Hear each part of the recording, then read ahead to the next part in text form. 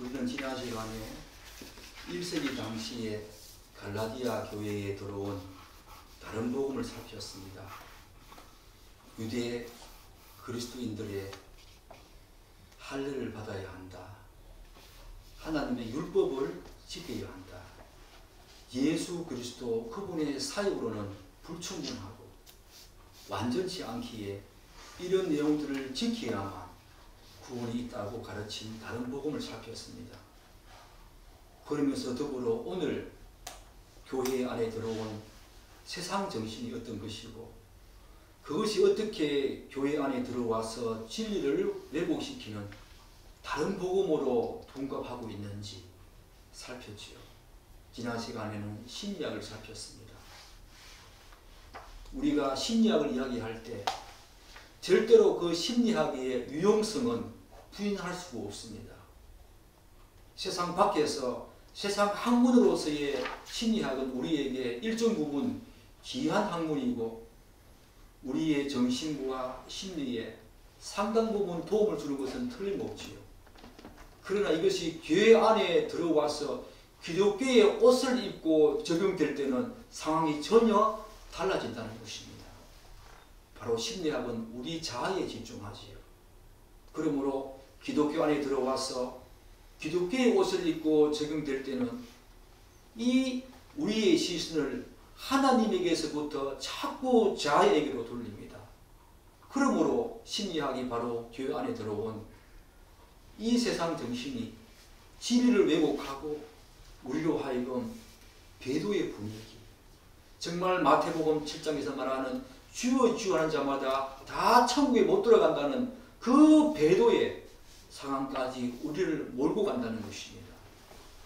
그러면 오늘날 교회 안에 들어와서 진리를 왜곡시키고 있는 또 다른 세상 정신은 무엇인가? 바로 실용주의지요. 실용주의. 실용주의가 무엇인가? 이것은 19세기 후반에 미국에서 일어난 사상으로서 모든 것을 유용성, 유익이라고 하는 차원에서 판단하는 것입니다. 그런데 이 실용주의가 교회 안에 들어와서 진리조차도 복음조차도 그렇게 판단해 버린 것입니다.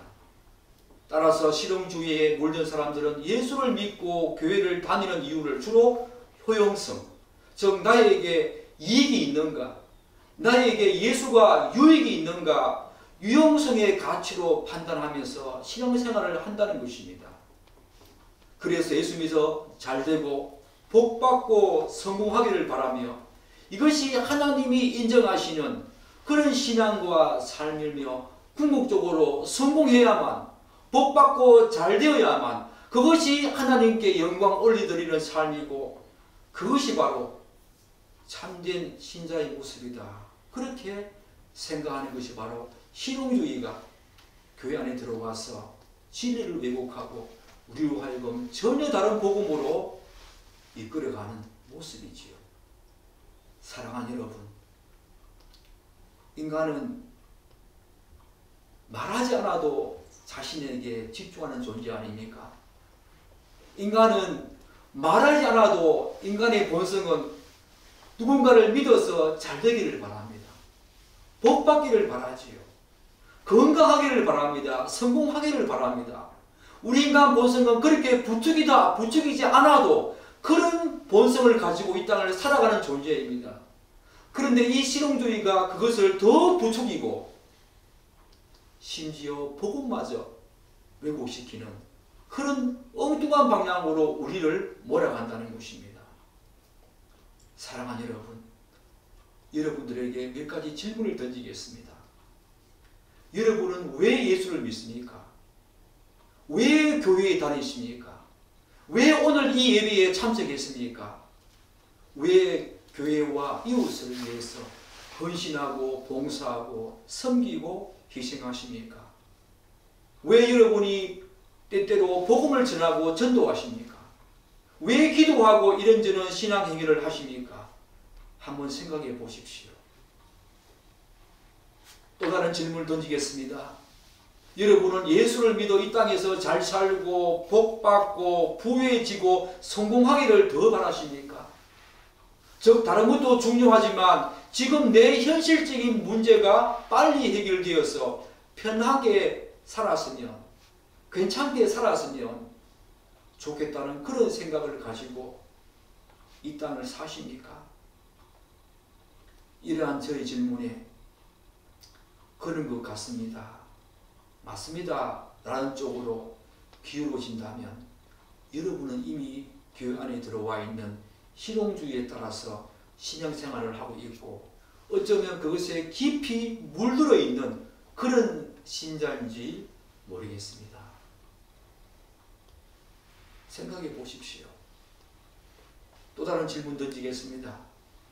여러분은 여러분의 현실적인 문제를 두고 하나님께 간절히 기도했는데, 또는 질병에 걸렸거나 혹은 여러 가지 어려움에 있는 우리 친척들, 가족들, 이웃들, 형제, 자매를 위해서 정말 열심히 기도했는데, 그리고 여러분이 하는 사업이나 일을 두고 열심히 기도했는데, 뿐만 아니라 누구보다 열심히 예배드리고 기도하며 헌신하고 봉사했는데 이 모든 것들이 자신의 뜻대로 자신이 원하는 방향대로 흘러가지 않았을 때, 그때 은근히 하나님이 계시지 않는 것 같고 그분에 대한 신뢰와 믿음이 여러분에게서 점점점 멀어지며 하나님에 대한 원망감이 드십니까?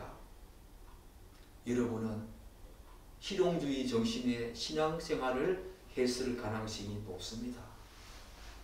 왜냐하면 실용주의에 대한 신앙생활은 하나님이 자신에게 어떤 유익과 활력과 생명과 위안과 만족을 주며 무엇인가를 충족시켜 주는 것에 집중하면서 하는 생활이 바로 실용주의에 의한 신앙생활이기 때문입니다.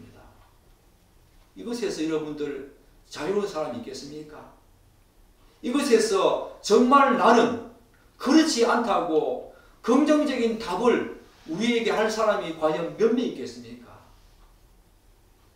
사랑하는 여러분, 이것이 바로 교회에 들어온 또 다른 세상 정신인 것입니다.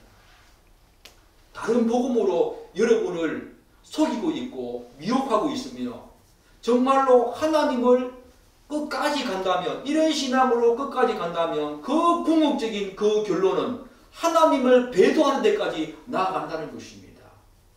이런 하나님을 나는 믿지 못하겠다, 이런 하나님이 아닌 나는 다른 이방신을 믿겠다 라고 하는 쪽으로까지 갈 수 있다는 것입니다. 이 사상과 원리를 기독교에 끌어들인 사람은 하버드 대학교 교수였던 윌리엄 제임스라고 하는 사람이었습니다. 윌리엄 제임스는 진리 여부, 복음과 진리 여부는 현금 가치가 있는 것에 따라서 결정된다고 말했습니다. 현금 가치, 다른 말로 말하면 그 진리가 나에게 어떤 유익을 주고 어떤 유용성을 주는가, 그런 가치에 따라서 진리를 판단한 것이지요. 진리는 그런 것이 아니지요. 사랑하는 여러분, 그러나 그 이전에 이미 이런 실용주의적 생각과 논리를 가지고 교회에 부흥운동을 일으킨 사람이 있습니다. 바로 한두 번 들어봤을 것입니다. 찰스 피니. 수련회에 가면은 목사님이 제일 마지막 부분에 설교를 다 마친 후에 다 일어서서 혹시 오늘 이 복음을 듣고 회심해서 예수를 믿을 사람, 내가 하는 말을 따라서 얘기하십시오. 그러면 여러분들은 구원받았습니다 라고 하는 것이 바로 찰스 피니에서부터 시작되었습니다. 그런 부흥운동. 그런데 지난 교회 역사에서 이 실용주의 세상 정신을 아무런 비판과 여과장치 없이 따라왔다는 것입니다. 특히 지난주에 제가 말씀드렸던 이 로만 빈센트 필이나 로버트 슐러에 의해서 더욱더 수용되었습니다. 어떤 신학으로? 번성신학과 성공신학이라고 하는 이름으로 교회 안에 들어온 것입니다. 번성신학, 성공신학. 하나님이 우리에게 원하시는 것은 이 땅에서 잘되고 번성되고 성공하는 것이다. 그것이 바로 믿지 않는 사람들에게 하나님을 전가하는 귀한 전표가 되는 것이고, 하나님께 영광 올려드리는 수단과 방편이 되는 것이다 라고 가르친 그 성공신학과 번성신학이 바로 로만 빈센트 필과 로버트 슐러에 의해서 수용되어서 지금 교회 안에 들어온 것입니다. 여러분 이런 사실을 알았습니까? 오늘 조국교회가 한국교회가 이런 모습으로 변모해온 것은 초대교회 때부터 그런 것이 아니었습니다. 특정한 방식으로 담론이 형성되면서 특정한 사람들의 생각과 판단과 그런 사람의 논리와 신학이 오늘 교회 안에 들어와서 오늘 조국교회가 이런 모습으로 변모하게 된 것입니다. 또한 실용주의 신학을 체계화한 한 사람은 선교사 출신이었던 도널드 맥그라반이라는 사람이었습니다. 이 사람은 1965년에 미국의 풀러 신학대학교에서 교회 성장 연구소를 세워서 교회 성장을 위한 이 실용주의 이론을 주장한 사람이었습니다. 풀러 신학대학교 여러분 한두 번 들어보셨지요? 풀러 신학대학교가 기독교 심리학을 가장 먼저 과를 세운 학교지요. 교회 성장 연구소를 세계에서 가장 먼저 세운 학교입니다. 실용주의와 심리학을 신학대학교 안에 끌어들여가지고 세상 정신을 교회 안에 끌어오는데 가장 심각한 그런 진리를 왜곡시키는데 앞장섰던 학교가 바로 풀러 신학대학교였습니다. 이런 실용주의에 따른 성공신학 추종자들은 외적인 성공은 하나님의 축복이고 은혜이며 하나님이 인정하시는 것이라고 덩식화하면서 그것을 계속 부추겨 왔습니다. 극단적으로 이 실용주의 신학을 따르면 가난은 하나님의 저주다라고까지 말합니다. 사랑하는 여러분, 가난이 하나님의 저주입니까? 그렇다면 이 세상에서 가장 가난했던 예수 그리스도, 그분은 하나님께 저주를 받아서 그렇게 되었습니까? 이 땅에서 가장 많은 전도 사역을 1세기에 가장 많은 선교여행을 떠났던, 그러면 그 바울은 하나님의 저주로 그렇게 되었습니까? 그가 3번씩이나 하나님께 기도하지 않았습니까? 눈의 가시를, 육체의 가시를 좀 하나님이 해결해 주십시오라고 기도하지 않았습니까? 하나님이 그의 기도를 들어주었습니까? 실용주의 차원에서 본다면 그는 실패한 사람이었습니다. 그는 하나님께 저주를 받은 사람이었습니다. 병이 나야 되지요. 그러나 하나님께서는 네 은혜가 족하다, 그렇게 말씀하지 않았습니까? 그리고 이 실용주의 성공신학의 추종자들은 이 가난과 축복과 성공, 이것을 결정하는 가장 중요한 수단은 바로 자신의 믿음이라고 강조합니다. 믿음주의가 바로 여기에서 나온 것이요. 믿음이면 다 된다는 것입니다. 믿음만 갖고 있으면 성공한다는 것입니다. 믿음으로 기도한다면 모든 것이 자신의 뜻대로 되고 자신이 원하는 바대로 흘러간다는 것입니다. 그래서 이들은 공통적으로 성경의 약속들에 대한 긍정적인 생각과 믿음을 중시하지요.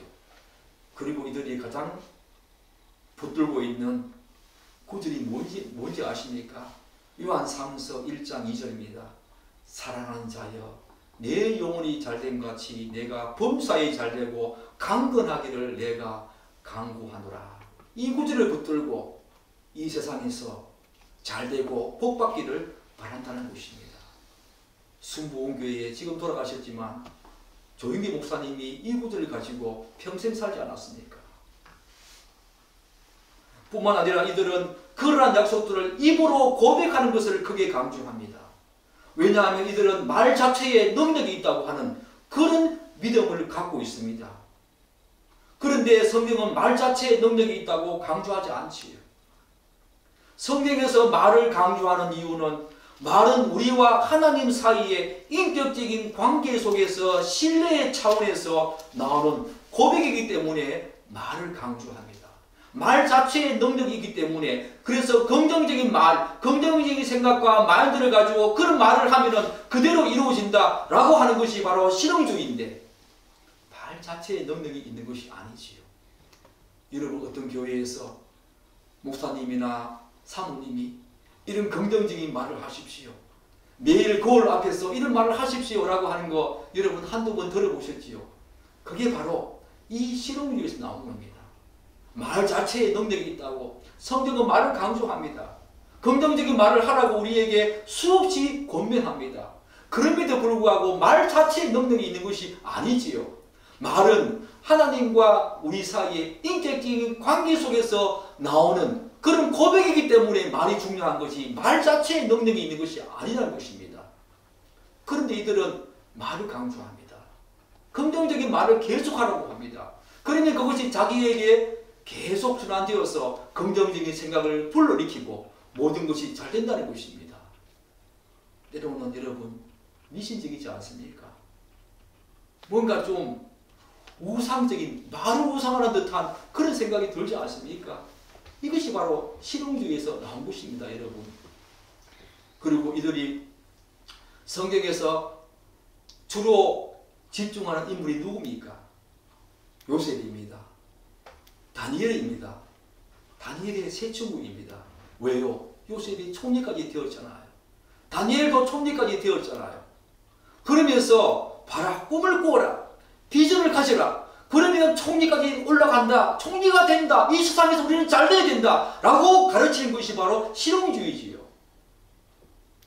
믿음을 가져라, 요셉처럼 비전을 가지고 믿음을 가져라, 참고 인내하라. 그리하면 이 세상에서 총리까지 올라가는 그런 높은 지위와 신분을 가지고 많은 사람들에게 존경받지 않느냐라고 하는 것이 바로 실용주의에 입각한 그런 모습이고 그런 설교지요.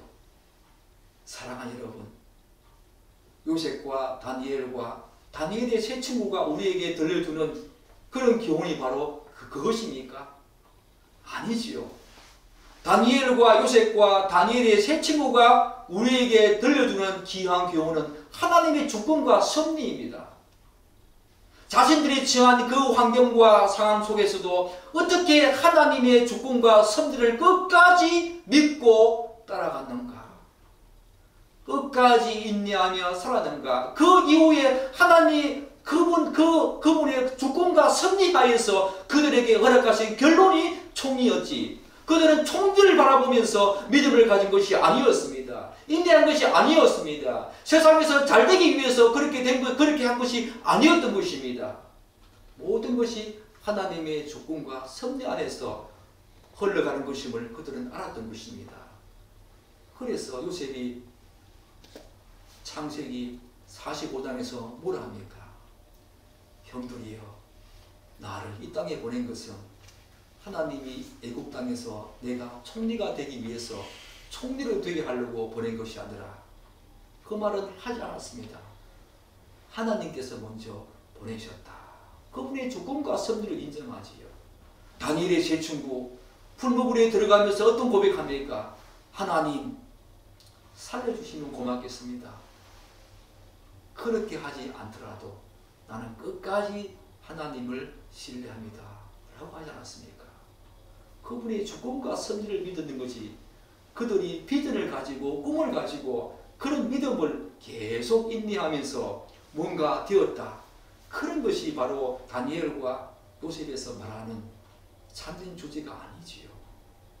그런 식으로 설교하는 그런 방식이 바로 실용주의인 것입니다. 그런데 교회 안에 이 실용주의를 전파하고 보편화시키는데 중요한 통로가 된 것이 무엇인지 아십니까? 바로 간증이었습니다.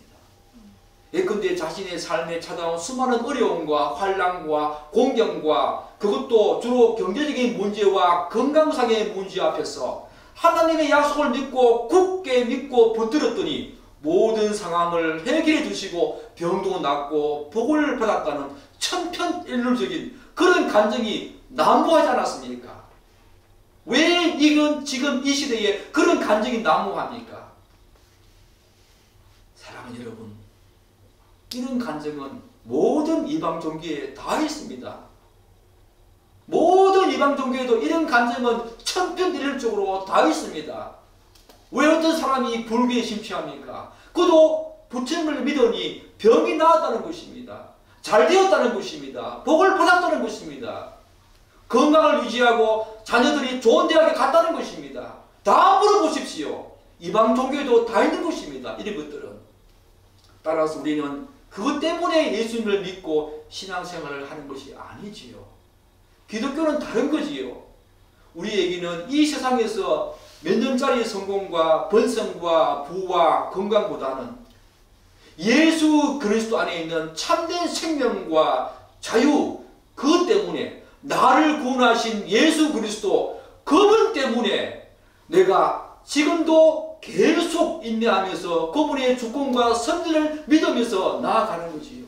병이 낫든 그렇지 않든 잘 되든 그렇지 않든 예수님 때문에, 그분 때문에 신앙생활 하는 거 아닙니까? 이 땅이 우리의 종국적인 목표가 아니지 않습니까? 우리가 가야 될 본향이 있지 않습니까? 왜 이 땅에서 잘되고 복받고 건강해야 합니까? 하나님이 주시면 그것은 하나님의 은혜 차원에서 받아들이면서 감사할 따름이지요. 그것이 우리의 주목적이 되어서는 안 된다는 것입니다. 그럼에도 불구하고 그것이 예수님을 믿는 이유와 목적이 되어서는 안 된다는 것입니다. 그러한 일들은 우리의 온전한 구원을 이루는 과정 속에서 모든 것을 합력하여 선을 이루시는 하나님의 주권과 섭리 가운데에서 혹시나 열심을 다해서 기도했는데 건강이 회복되어지고 병이 나고 또한 나에게 엄청난 부가 주어진다면 그 모든 것은 나를 통해서 나의 구원을 위해서 모든 것을 합력하여 선을 이루시는 그분의 구원 과정 속에서 우리에게 허락하신 은혜 차원에서 인정하고 감사해야 되지요. 하나님은 은혜인 것입니다. 그런데 성공신학은 지금까지 너무 다양하게 옷을 갈아입고 변모하며 발전해 왔다는 것입니다.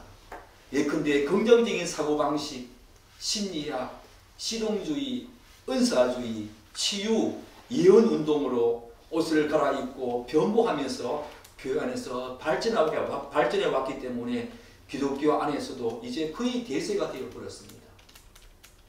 치유 이야기 안 하고 은사, 예언, 심의주의, 관상기도, 심리학, 실용주의 이런 내용들을 말하지 않고 정말 순전한 복음을 가지고 말하는 교회는 이제 찾아보기가 힘들게 되었습니다.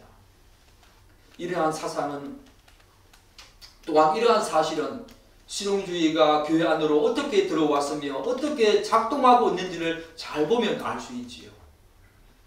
사랑하는 여러분, 실용주의는 미국에서 들어온 하나의 세상적인 정신 아닙니까? 1960년대 미국은 실용주의 세상 정신을 교회 안으로 적극 수용함으로써 심각한 진리 왜곡과 함께 부정적인 결과를 많이 발생시켰습니다. 소위 이 실용주의는 마케팅 원리, 즉 시장 원리, 소비자 중심주의를 이 마케팅 원리를 성공신학 내지는 실용주의와 결합시켜서 외적인 교회 성당의 중요한 수단과 방편으로 삼았습니다.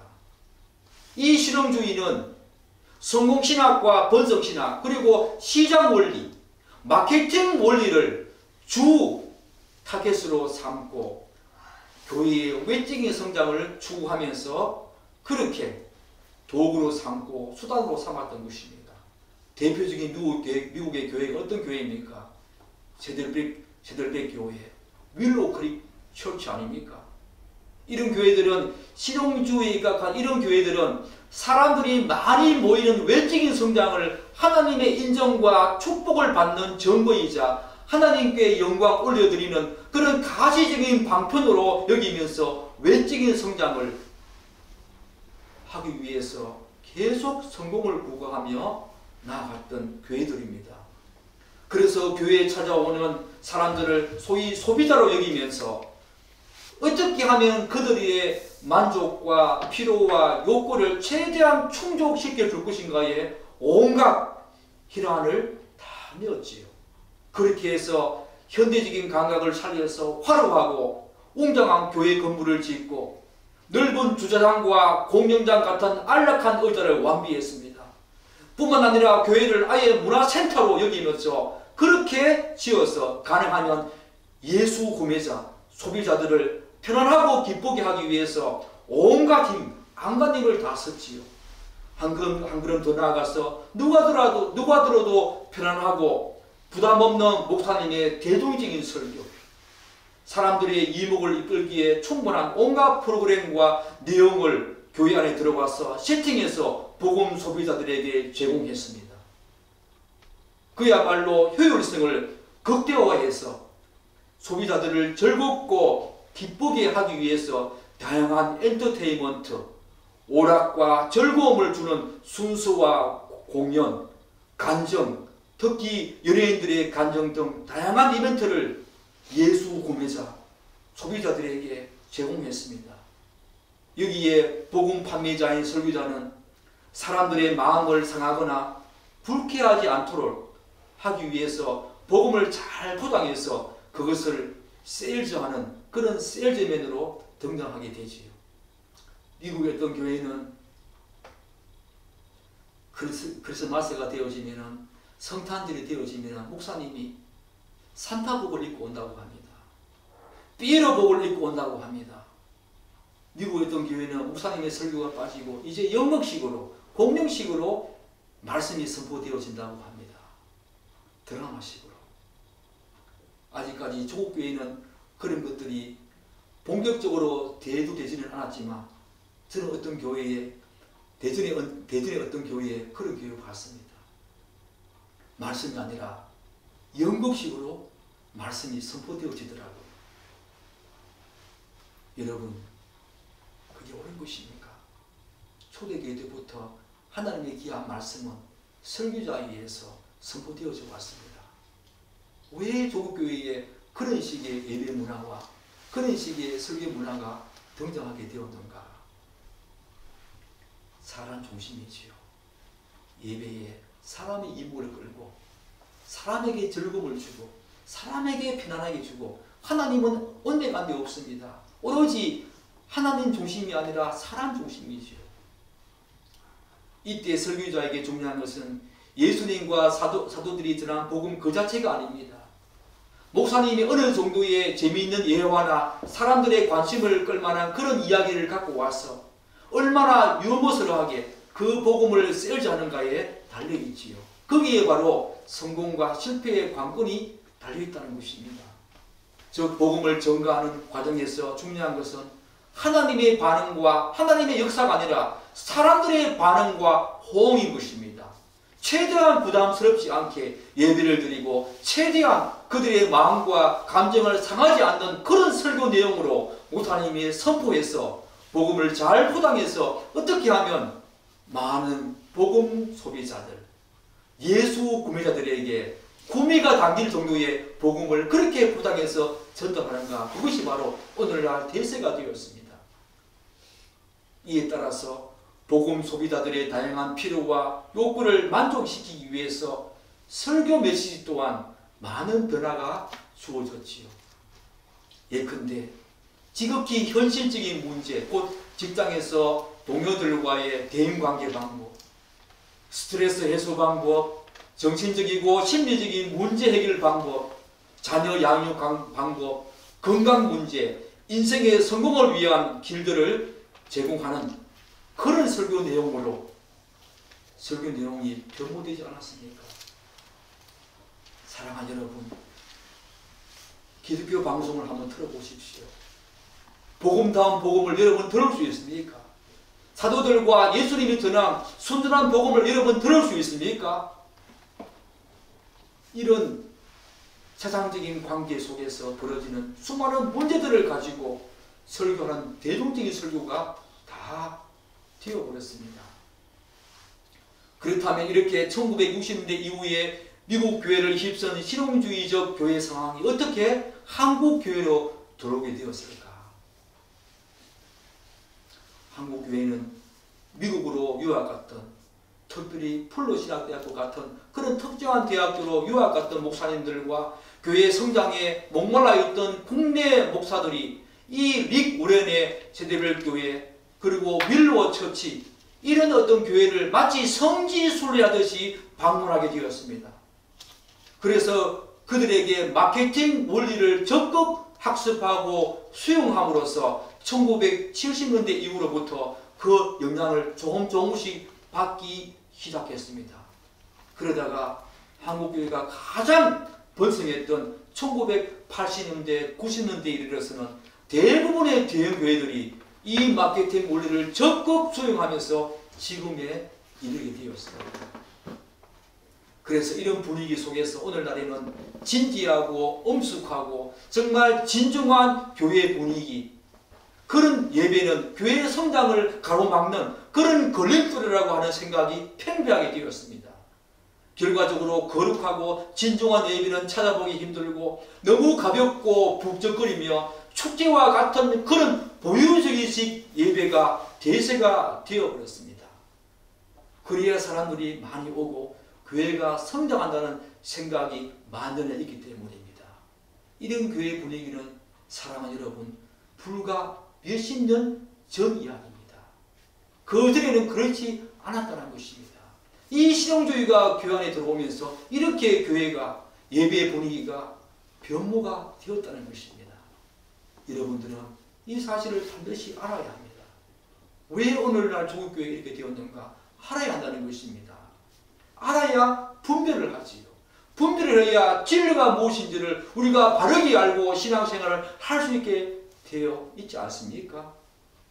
그래서 이런 교회는 이제 은사와 예언과 방언과 상처치유, 심리치유 등 자기들만의 고유한 특성, 자기들 교회만의 고유한 특성과 매력을 주력 상품으로 내세우면서 복음 또는 구원의 메시지를 어떻게 하면 잘 포장해서 히트를 칠 것인가에 안간힘을 쓰고 있지요.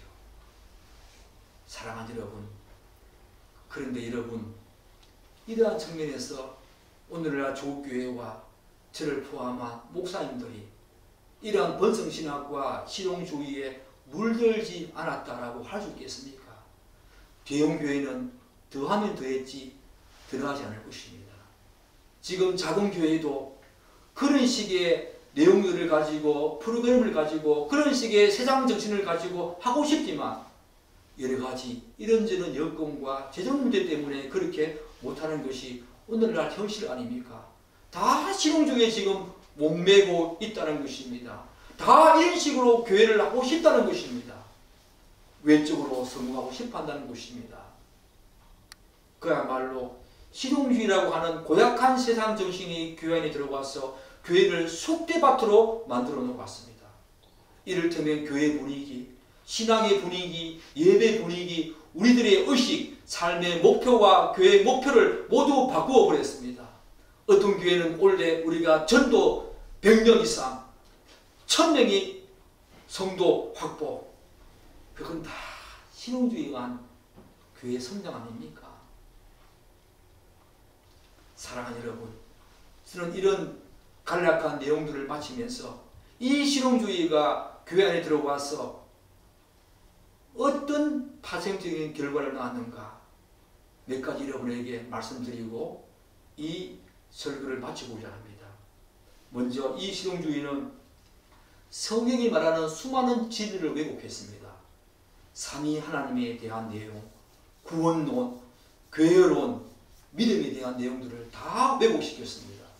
먼저 삼위 하나님을 한번 보십시오. 성부 하나님의 속성을 왜곡시켰지요. 이 실용주의 또한 성공신학, 번성신학은 거룩하고 공의로우신 하나님을 무시하고 오히려 항상 자기 곁에서 위로와 평안을 주시고 기도를 들어주시며 자신의 문제를 누구보다 잘 아셔서 해결해 주신다는 사랑과 은혜의 하나님만을 부각시킨 것입니다. 이들에게 심판을 주신 하나님, 거룩하고 공의로우신 하나님은 점점점 멀어가는 기차와 같은 것입니다. 또한 이들에게 성자 하나님 어떻게 왜곡되었습니까? 그리고 복음이 어떻게 왜곡되었습니까? 성경이 말하는 복음, 그 복음은 예수 그리스도의 성육신, 즉 신성과 인성을 함께 가지고 이 땅에 오신 그분과 그분의 사역을 통해서 죄와 사망과 사단의 모든 권세에서 해방되어서 영원한 생명과 자유를 얻은 것을 말하고 있지 않습니까? 그것이 바로 복음이라고 말하고 있지 않습니까? 그래서 이 땅에 살면서 모든 성도들은 그 복음을 마음껏 누리라고 우리에게 권면하고 있지 않습니까? 그러나 실용주의에 의한 이 복음은 예수 그리스도는 오히려 현실적인 문제와 이 땅에서의 복과 유익을 추구하는 것이 복음이라고 가르치고 그렇게 생각하면서 신앙생활을 한다는 것입니다. 또한 예수 그리스도의 사역으로 인해서 이미 주어진 영원한 생명과 자유를 제대로 누리지 못하는 그런 상황이 발생하게 되지 않았습니까? 또한 구원은 어떻게 왜곡되었습니까? 사랑하는 여러분, 성경이 말하는 구원이 뭡니까? 성경이 말하는 구원은 전 인격적인 회심을 통해서 예수님으로부터 예수님을 믿어서 어렵다 칭함을 받는 것을 우리가 구원이라고 말하지 않습니까? 그래서 죄와 사망과 모든 권세에서 자유함을 얻고 해방된 것을 우리가 구원으로 말하지 않습니까?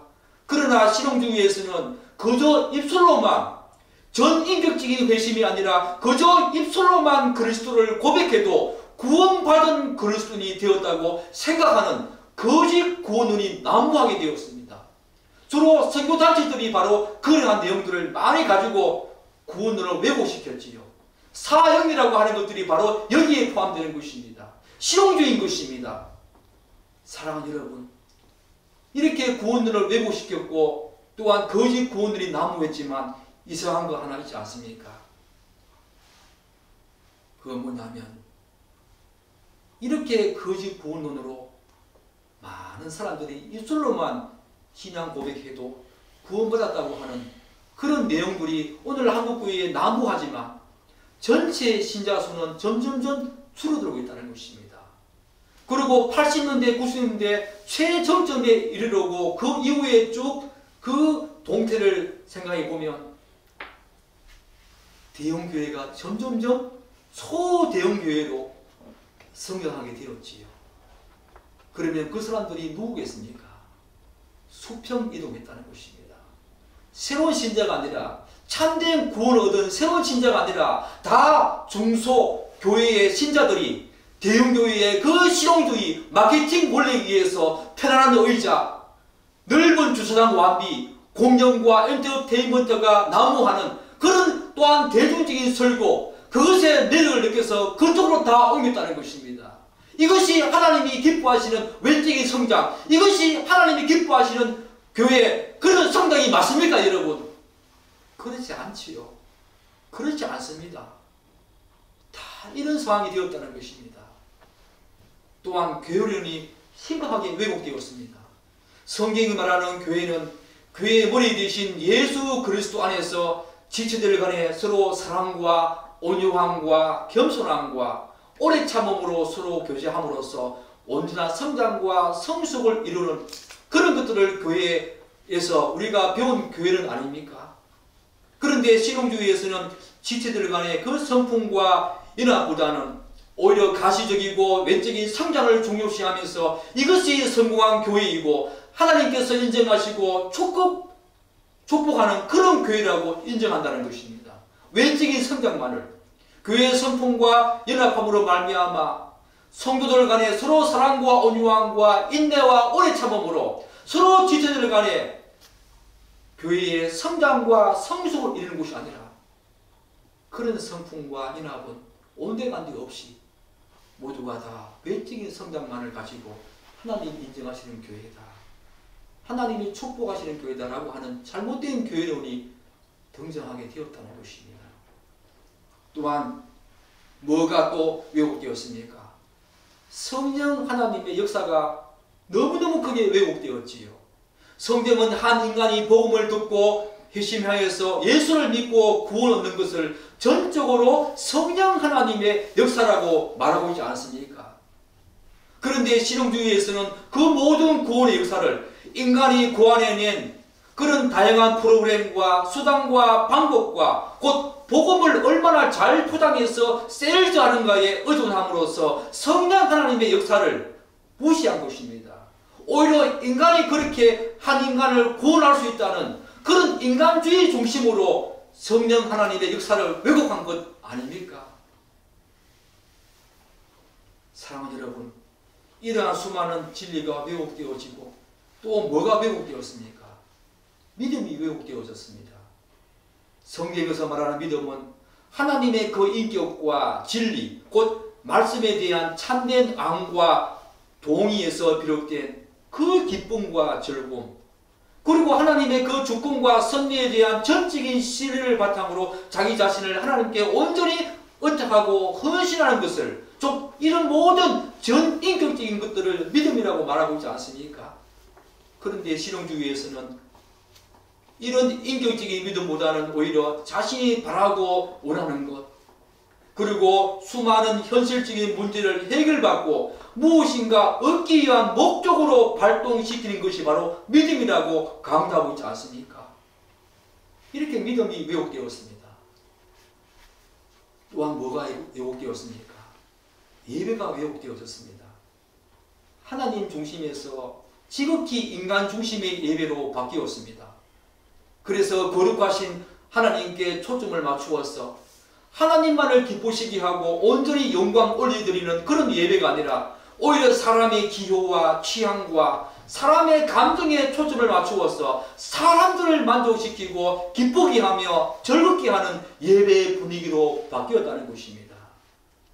왜 예배의 엔터테인먼트, 오락과 즐거움이, 공연이, 연극이 난무합니까?